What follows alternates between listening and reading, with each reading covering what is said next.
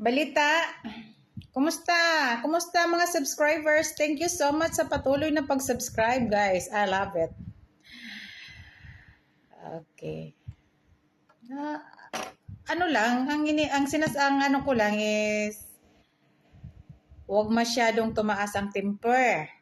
Kasi hindi nyo alam, konektado pag tumaas yung temper ninyo, konektado yan sa heart ninyo. Nako, may tendency hindi kayo magising yan. Baka bangungutin kayo sa kakaisip sa akin. Di makatulog sa kakaisip, kang minda kung anong gagawin. Ni-report namin ang kanyang face. Bumalik pa rin. Napudpud yung kamay namin sa kakapuyat pag-report. Pagising namin nandun pa rin si Mindelin. Anong gagawin namin nito? Lalo na si Dasyang. Alam mo, Dasyang, huwag kang magmalinis. Anong dalawa lang yung anak mo? Mario Garapon na kakaawa naman yung panganay mo. Yung pangalawa mo. Sa susunod, Dasyang, para apektado talaga ako yung magwawala ako.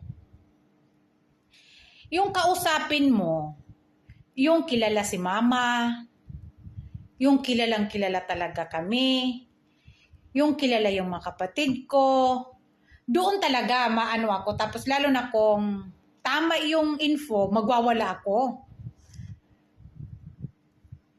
Pero mali eh. Pag mali, pag tama yung info, nagwawala ako. Kasi sabi ko, ano ba yan? Nabuking tuloy ako. Pero pag mali, hindi talaga ako magwawala. Tatawa lang ako. Pakisabi kay Faye, unahin niya yung illegitimate apo niya. Dahil kapag pinost ko yung pagmumukha ni Virginia na anak niya na hindi man lang nakatapos ng college, first year lang, na buntis, naging kapit ng isang sundalong pamilyado, at ngayon kung sino-sino na lang ang tumitira kay Virginia, pakisabi sa kanya, ayusin niya yung pagbigay ng information sa'yo. Kasi pinasa ng anak ko yung upload ni Dasyang. Tapos sabi ng anak ko, pinuntahan ko ma. Sabi daw ng anak ko, ano pa problema mo tiya? Gumagawa ka ng kwento laban kay mama. Sabi ko, pabayaan mo yan. Sira ulo yan eh. Sabi niya, ma, pag sinumbong ko to kay Clint, kasi yung si Clint, yun talaga yung mana sa papa niya. Hindi yun natatakot. Mag-ihaw ng tao. Sabi niya. Pinuntahan talaga, hindi daw nakaimik eh. Sinabihan daw, anong problema mo? Bakit mo kami dinamay? At sa Dasyang, yang si Faye, hindi yan nakaapak sa tagom. Kaya hindi niya alam. Ang sabi lang niya, maraming lalaki. Sabihin mo sa kanya, bakit niya ibinigay sa akin ang trabaho ng anak niya ngayon na kung sino-sino na lang ang pinapatira dahil para buhayin ang iyahang anak nga illegitimate nga gikabit. Okay?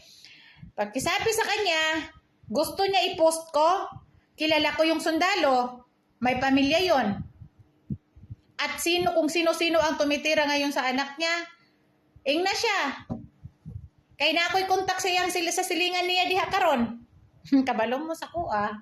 Always trending. Yan kasi ang problema sa atin eh. Yan ang problema sa atin, Dasyang eh. Gumagawa kayo ng kababalagan, wala naman. Tapos sana naman, kung Arabo siguro, maniniwala pa ako. Pero Indiano eh, nagapatakka ragyog yawit ni nagapatakka ragyog, pariya ragyog mong Dasyang, kasi gida naman yung Dasyang si Faye. Kunya, abi ni mo, Dasyang, dili mo kusama ni Faye nga nagapatira, bisag buhi pambana.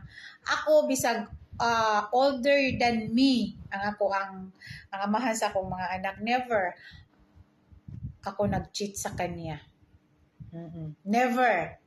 So, mo na kaingon ko nga ang gipangyaw-yaw ni Faye trabaho sa iyahang anak karon kay nahimo mangbit ka sa isa ka sundalong pamilyado og trabaho ni Faye.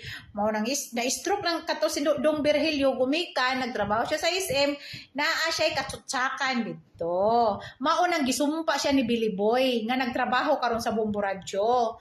O ako at least detalyado, halata kayo nagkabunga-bunga siya ba. Ay na pa si Dasya ngo. Oh, so sa to pa 1 month ang kinaka 1 year. Ay nako. Ako na lang mo istorya ninyo para dili na ka magkuan ba na mo nag-iingong ko sa inyo 15 years ko sa abroad. At marami akong properties under the name of my mama. Because ang mama ko kontra sa amahan sa akong mga anak kasi nga mas idaran pa sa kuha. Pero I've never cheated on her. Charot. Nirespeto ko. Kaso lang, yun na nga, sunod-sunod ang aking pagpag-baby. Kasi syempre, wala namang alam ko yung mga pairs noon. Kasi nga, faithful live-in partner ako. And then, he wants me to, yun nga, pakasal. Pero, ayaw ni mama. Anong gusto nyo? Yung pipi ko, bububugin ni mama ng kurot. So, nung nanganak na ako ng pangatlo, kasi ako nga, ang eldest daughter. Ako yung panganay, ako yung magbe-build ng pangarap ng mga kapatid ko. So that time, yung kalibin partner ko tao ni CEO at dating ISAF. So naaman siya maayong trabaho. So nagingon ko nga mo abroad ko. So my mama ang naggasto sa akong pag-abroad padulong Qatar. So para dili na ka maglisod Dasyang, para ing napod si Faye para dili siya magkabunga-bunga sa imong panguntana. Ang akong baby paglakaw nako sila kay sunod-sunod na sila. Ang akong kinamanguran 3 months. Si mama ang nagatiman sa akong mga bebes. Si mama. Si P, wala siya kay Bao, puro ra na siya marites, mabitaw nang na-stroke ang yang bana kay chismosa kayo na siya. Chismosa nga walay value. So, pagkahuman kaya kung mamang nagunit sa kong kwarta, nagaway-away na, syempre alam nyo na, gikuha ang mga bibi ko. Gikuha silang amahan. Hangtod akong ginagpasagdi. Kuhaon. Hangtod nga, nagminyo ang lalaki sa mga langit ng kaluluwa. Iya pang gihila-hila. Naminyo siya sa yaya sa mga bata. So may pamilya na. So hindi ako nagganang ng lalaki. Saka na ako ng lalaki, nanganak na yon, nagkapamilya na yon. So wag na siya, I'm not affected. Hindi ako katulad mo na mutuod jud ko sa silingan nimo. Kay mismo silingan nimo, kaila nimo, dito jud ko mutuo. Anong mutuo man ko kampi nga si Phoebe sa isa ka minuto wa man nakatapag sa balay sa tago. Moapod ka kita sa akong mama. Which is akong mama ang naggunit sa ako tanang sahod. Mao to'y giawayan nila sa papa sa mga bata. Pero kanang mga bata bungga na siya sa mga birthday nila.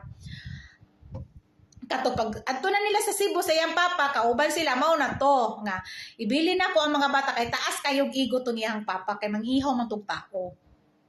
Now alam nyo na.